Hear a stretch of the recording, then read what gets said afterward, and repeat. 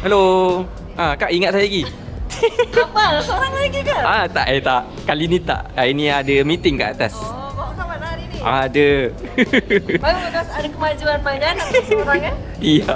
Ini nama apa? Nama Sufi. Tadi dah masuk lah kau nampak. Oh ya? Boleh terkenal ya. Alright, thank you. Weh, datang lagi. Tapi kali ni aku datang untuk meeting.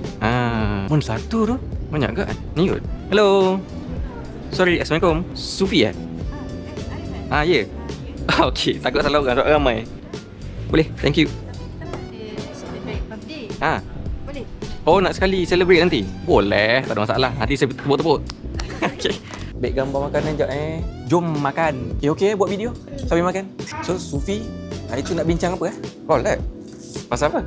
Golden Buttermilk Chicken Linguine. Ada 2 cutlet dengan spaghetti.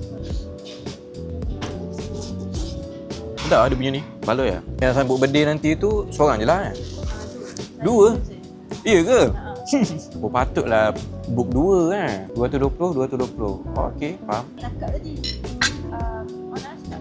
Oh, beli rasa? Boleh ke? Ya, nampak dia tadi macam sedap kan. Wah, sepanjang sini je. Ni sizzling lamb cutlet. Bismillah. Sedap ke? Ya. Ni kita tak nak Boleh habiskan Alright, thank you. Tapi dia punya lamb ni sedap Pandai ada buat. Dah lama fikir idea ni. Setahun Tapi rasanya idea ni boleh pergi jauh. Nanti boleh dapat nombor telefon tak? Boleh Tak, itu DM je kan?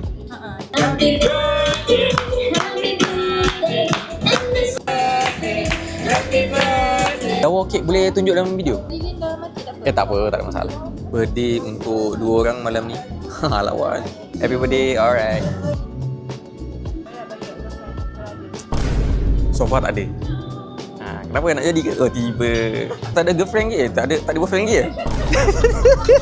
Gagap. Tak tahu pasal apa. Panas agaknya.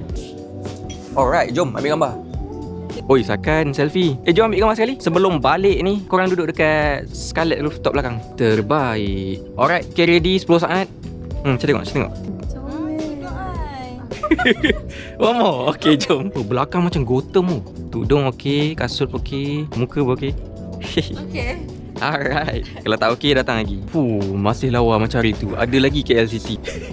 Memang takkan lari mana-mana KLCC kat situ je. Spot ni lawa, spot ni lawa, spot sini pun lawa. Wak, boleh tolong ambil gambar tak? Alright. Saya nak background ni kot, KLCC ni.